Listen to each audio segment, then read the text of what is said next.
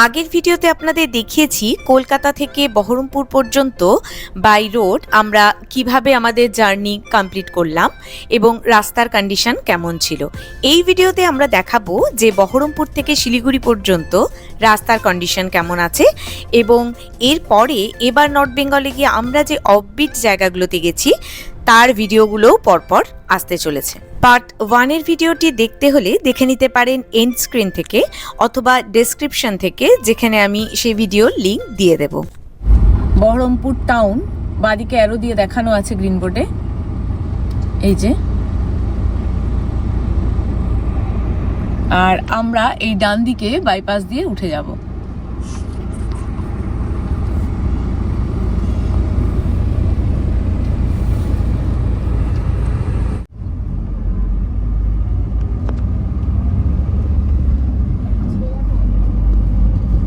এই আমরা উঠে পড়লাম বহরমপুর বাইপাসে। দারুণ লাগে এই জায়গাগুলো দেখতেই, বাইপাসটার চারিদিকে সবুজ পুরো ক্ষেত এবং তার পাশ দিয়ে সাজানো গোছানো এই বাইপাস। আমার খুবই ভালো লাগে এই বাইপাসটা।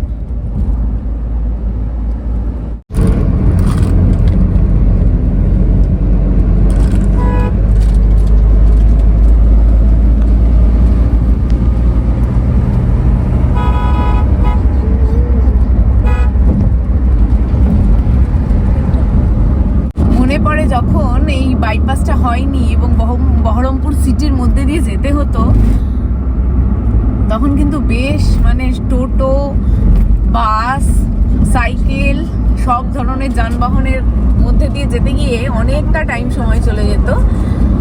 কিন্তু এখন একদম স্মুথ রাইডিং। বাইপাস শেষ হলো প্রায়। আমরা রানীনগর, এই জায়গাটা মুর্শিদাবাদের রানীনগর। সত্যি প্রথম থেকে শেষ অবধি রাস্তা কিন্তু কোথাও কোনো সমস্যা নেই, ভীষণ ভালো রাস্তা পেয়েছি এবং লং ড্রাইভের জন্য আদর্শ রাস্তা। এবং এই বাইপাসটা শেষ হতেই জিওর একটা পেট্রোল পাম্প রয়েছে। আর বাইপাসের ওপরে কিন্তু আমরা একটা ধাবা দেখেছি, রেস্তোরাঁ দেখতে পেয়েছি, তোলা হয়নি আর গাড়ির স্পিড ছিল বলে। বহরমপুর বাইপাস ক্রস করার পর বহরমপুরের যে টোল সেটা আসছে, এটা আমাদের যাত্রাপথে এখন অব্দি 3 নম্বর টোল। বহরমপুর ফারাক্কা যে টোল সেটা কত? 130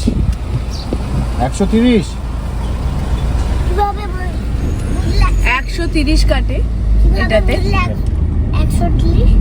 আমরা সাগর দিঘিতে এসে পৌঁছেছি। রাস্তা দেখুন, রাস্তা কিন্তু ভীষণ ভালো। এই বাঁ দিকের রাস্তাটা কিন্তু চলে গেছে বোলপুরের দিকে। এই যে এই রাস্তাটা, এটা চলে গেছে বোলপুর, তারাপীঠ, এই রাস্তা দিয়ে চলে যাওয়া যাবে। আর আমরা যাচ্ছি এই সোজা মোরগ্রাম। Toll free number 1033। এটা কোনো সমস্যায় পড়লে এই টোল ফ্রি নাম্বারে ফোন করার কথা বারবার বলা হয়। এরকম বোর্ড রয়েছে, গ্রিন বোর্ড, যেখানে বলা হয়েছে। ফারাক্কা ঢোকার আগে আমাদের চতুর্থ টোল। বহরমপুর ফারাক্কার আন্ডারেই এই টোল প্লাজা।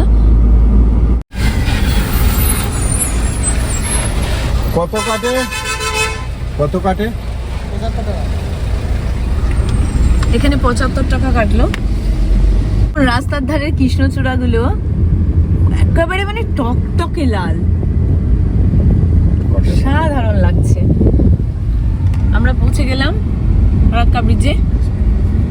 এখান থেকে দেখা যাচ্ছে না অত ভালো, কিন্তু পাশের ব্রিজটা কিন্তু অনেকটা হয়ে গেছে। আগের বার দেখছিলাম কিছুটা হয়েছে।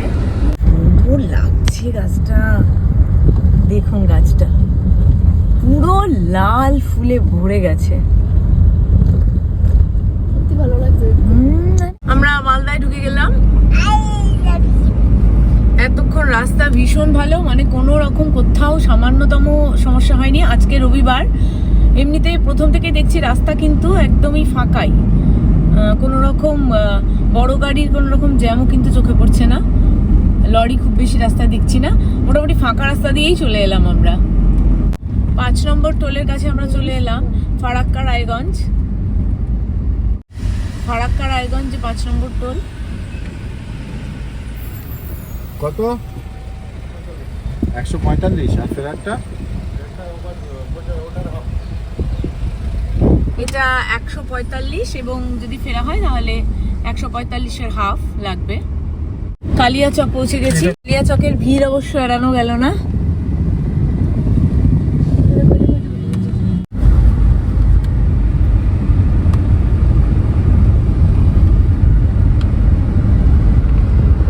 গাজল আর 22 কিলোমিটার। দিকের রাস্তা দিয়ে ঢুকে গেলেই মালদা শহরের মধ্যে ঢুকে যাওয়া যাবে। এটা কোন মেশিন বাবা? জানি না এটা। আদিনা স্টেশন বাদিক দিয়ে গেলে। এই রাস্তাটা কিন্তু ভীষণ ভালো। গাজলের দিকে মালদার যাচ্ছি, মালদা টাউনকে রেখে গাজলের দিকে যাচ্ছি।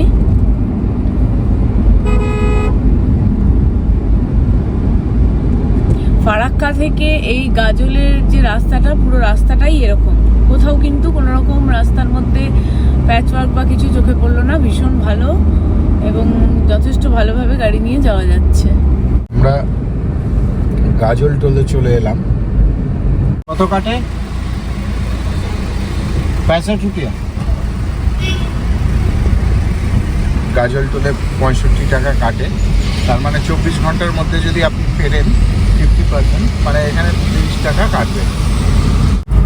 এই গাজল টোলের পরেই ফ্লাইওভার আছে। এই ফ্লাইওভারটা ধরলে আপনি সোজা চলে যাবেন রায়গঞ্জ। আর ফ্লাইওভারের বাঁ দিক দিয়ে নেমে যদি সোজা চলে যান তলা দিয়ে, ফ্লাইওভারের তলা দিয়ে সোজা গেলে তাহলে বালুরঘাট, হিলি, এই রাস্তা দিয়ে। আবার এই ফ্লাইওভার দিয়ে যখন আমরা যাব তখনও আমরা ফ্লাইওভার পেরোনোর পরে আবার যে মোড়গুলো পড়বে সেই মোড়গুলো থেকে ডান দিকে ঘুরে গেলেও বালুরঘাটে চলে যাওয়া যাবে। সোজা রায়গঞ্জের দিকে যাব আমরা। এই যে ডান দিকের রাস্তাটা, এটা দিয়ে বালুরঘাটের দিকে চলে যাওয়া যাবে। আমরা এবার রায়গঞ্জ বাইপাসে উঠছি। Keep right to continue on Raiganj Bypass Road.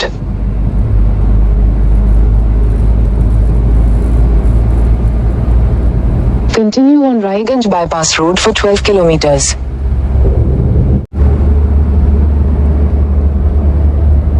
এই রায়গঞ্জ বাইপাসটাও কিন্তু খুবই ভালো, একদম স্মুথ রাইডিং হচ্ছে এর উপর দিয়ে। আর ডালখোলা এখান থেকে 50 কিলোমিটার প্রায়। শিলিগুড়ি এখনো প্রায় 180 কিলোমিটার দূরত্বে রয়েছে।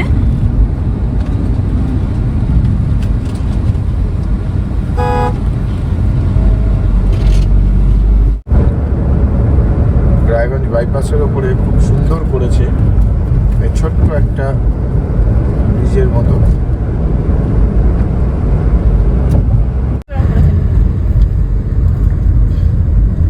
রায়গঞ্জের পরে ডালখোলার আগে এটার একটা টোল, এটা 110 টাকা। আর সিঙ্গেল জার্নি যদি 24 ঘন্টার মধ্যে ঘুরে যায় তাহলে 55 টাকা, 50% করে হয়। সুন্দর সিস্টেম। 24 ঘন্টার মধ্যে যদি আপনি ফেরেন তাহলে আপনাকে যাওয়ার সময় যেটা লাগে তার 50% দিতে হবে। এটা 110 টাকা।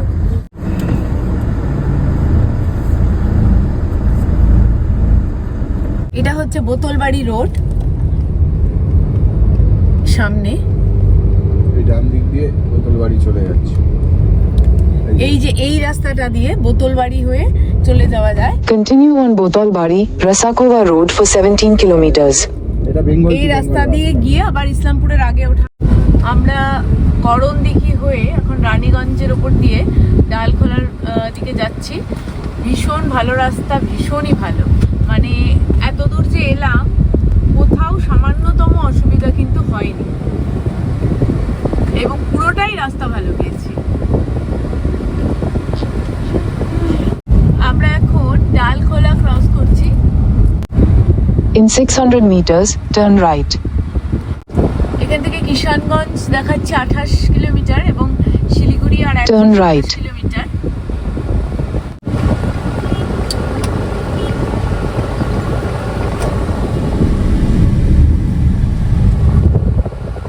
400 meters, take the ramp to National Highway 27. ডালখোলাতে কিন্তু ন্যাশনাল হাইওয়ে যে 12 সেটা শেষ হলো, দেখালো যে ডান দিকে ঢুকে ন্যাশনাল হাইওয়ে 27 ধরতে হবে, এটা যেটা হচ্ছে লেখা আছে পূর্ণিয়া শিলিগুড়ি রোড। ডালখোলা অবধি ছিল ন্যাশনাল হাইওয়ে 12, এখন লেখা আছে ন্যাশনাল হাইওয়ে 27। তার ধারে ধারে ফুলের সমাহার কিন্তু গোটা রাস্তা ধরেই আমরা দেখতে পাচ্ছি, কখনো লাল, এই দেখুন, কখনো বেগুনি, কখনো হলুদ, পুরো রাস্তা জুড়ে জুড়ে। আমরা একটা পেট্রোল পাম্পে এলাম। সাধারণত রাস্তায় কিন্তু কোনো রেস্তোরাঁ বা ধাবার আমরা ওয়াশরুম ইউজ করি না, পেট্রোল পাম্পের ওয়াশরুম খুব পরিষ্কার হয় এবং সেটাই সাধারণত ইউজ করা হয়। সূর্যাপুর টোল প্লাজাতে চলে এসেছি।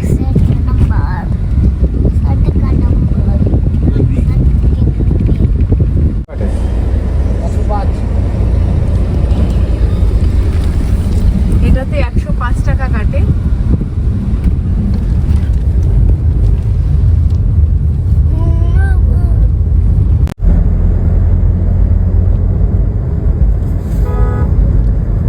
পুরো রাস্তাটা এত ফুল গাছ, প্রত্যেকবারই কিন্তু খুব সুন্দর লাগে এই রাস্তাটা দিয়ে যেতে, এবং এই ফুলগুলো পাই প্রত্যেকবারই,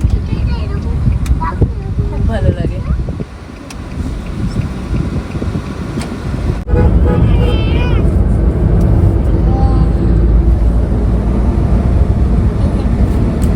কিষানগঞ্জ ঢুকলাম।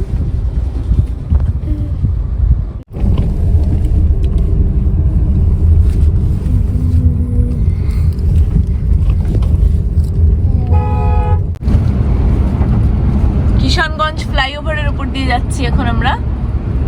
স্টেশনকে বাদিকে রেখে এলাম।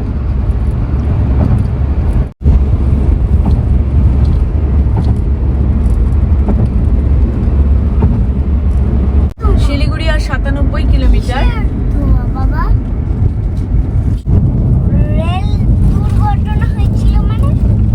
আরে রেল দুর্ঘটনা হয়েছিল মানে? আমরা গাইসলের কাছেই, একদম গাইসল স্টেশনের কাছেই, এই যে গাইসল স্টেশন, এই গাইসল স্টেশনের কাছেই একটা চায়ের দোকান পেলাম। এখানে একটু চা খেয়ে নিয়ে তারপরে এগোবো। আলিগড় মোড় থেকে সোজা চলে যাবে শিলিগুড়ি।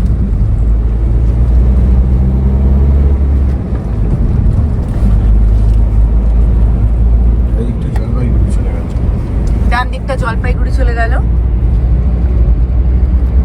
এই সোজাটা হচ্ছে শিলিগুড়ি। এবার কথা বলতে বলতে হঠাৎ করেই ভুল হয়ে গেছে, আমরা ইসলামপুর সিটির মধ্যে ঢুকে গেছি। এই রাস্তাটা কিন্তু ভালো, কিন্তু এই সিটির মধ্যে দিয়ে মানে ওই টোটো স্কুটার এগুলোর বেশি হ্যাজার্ড। আর এই যে বাইপাসটা, সেটা ডান দিক দিয়ে রাস্তাটা গিয়ে কি বেশ কিছুটা ঘুরে এসে এখানে দুটো রাস্তা মিলিত হচ্ছে। উঁচু নিচুটা কোথায়? এটা অনেক শর্ট, তবে এই সিটির মধ্যে রাস্তাটা একটু শর্ট, বাইপাসটা একটু ঘুর হয়। এই যে এই জায়গাটা এসে মিলিত হচ্ছে। আমরা চোপড়া ক্রস করলাম। শিলিগুড়ি আর 52 কিলোমিটার। আমরা এখন মুরালিগঞ্জ ক্রস করছি। ডালখোলা থেকে মুরালিগঞ্জ অবধি এই যে রাস্তাটা NH27, এটাও কিন্তু ভালো, তবে ইসলামপুরের ওই জায়গাটাই সামান্য একটু খারাপ হয়েছে রাস্তা। এটা কিরকম দেখুন, এবার চা বাগানের দেখা পাওয়া গেল। এই শুরু হলো চা বাগান, এইদিকেও আছে, রাস্তার দুধারেই চা বাগান।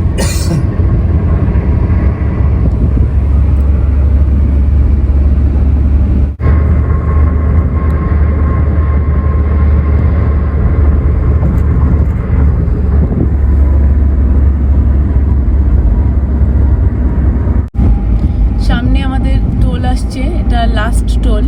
পশ্চিম মাদাতি এটা টোল প্লাজা, এটা শিলিগুড়ি ঢোকার মুখে কিছুটা দূরেই।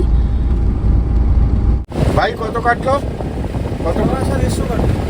আর যাওয়া?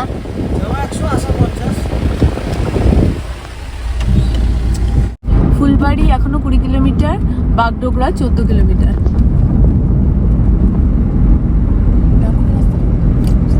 এই এই ডান দিকে যে উপর দিয়ে রাস্তাটা চলে গেল সেটা ফুলবাড়ির দিকে চলে গেল, আর আমরা এদিকে বাগডোগরার দিকে যাচ্ছি। এই ওপরের রাস্তাটা চলে গেছে ফুলবাড়িতে।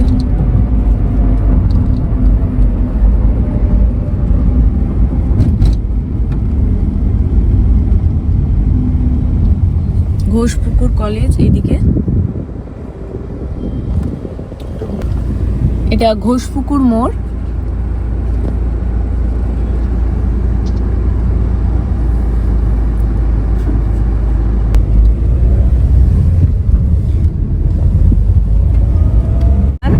আগে বাগডোগরায় যাওয়া আসার জন্য একটাই সিঙ্গেল রোড ছিল, পরবর্তীতে এটা করা হয়েছে। এবং তখন কিন্তু বাগডোগরায় যাওয়ার জন্য আমরা বাড়ি থেকে বেশ কিছুটা আগেই বেরোতাম, কারণ ভালোই জ্যাম হতো। এখন আর সেটা করতে হয় না। দার্জিলিং এখান থেকে 99 কিলোমিটার। রাস্তার সৌন্দর্য হচ্ছে দুদিকেই প্রায় চা বাগান দেখতে দেখতে যাওয়া যায়। দেখুন বাগডোগরা বলে খুব নিচ দিয়ে প্লেন যাচ্ছে। রাস্তাটা সত্যি খুব সুন্দর হয়ে গেছে এখন, আর এই দুদিকে চা বাগান আরো সুন্দর লাগে দেখতে।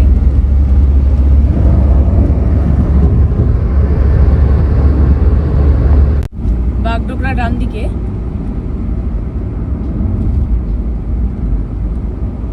আমরা ফ্লাইওভার উঠে যাচ্ছি।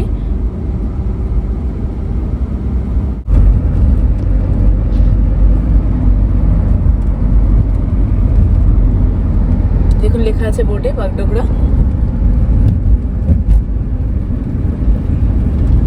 কিছুদিন আগেও এখানে সিঙ্গেল রোড ছিল এবং প্রচন্ড জ্যাম হতো। এখন দেখুন রাস্তা চতুর্দিকে করে ফ্লাইওভার করে জায়গাটা কিন্তু ভীষণ ভালো হয়ে গেছে এবং এখানে আর জ্যামের ব্যাপার তেমন নেই।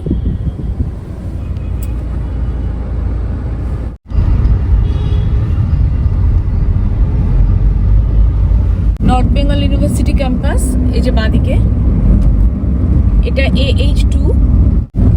নর্থ বেঙ্গল ইউনিভার্সিটির ক্যাম্পাস কিন্তু বিশাল বড় এবং অনেকগুলো গেট। এই যে university of North Bengal, gate number 2 এটা। এটা শিব মন্দিরে। Siliguri 8 kilometre, Darjeeling 83 kilometre. শিলিগুড়ি এই ফ্লাইওভারটা নিতে হবে, শিব মন্দির থেকে এই ফ্লাইওভার দিয়ে চলে যেতে হবে।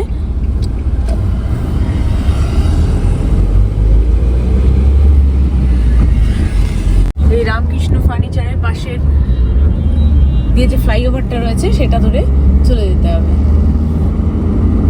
মাটিগাড়া পৌঁছে গেছি আমরা, শিলিগুড়ি মাটিগাড়াতে। এখানেও ফ্লাইওভার হচ্ছে, মানে কাজ কিন্তু প্রচুর চলছে। মাটিগাড়ার সাইডেও দেখলাম প্রচুর কাজ হচ্ছে। আমাদের ছোটবেলায় দেখা শিলিগুড়িকে কিন্তু এখন একদমই আমরা চিনতে পারি না।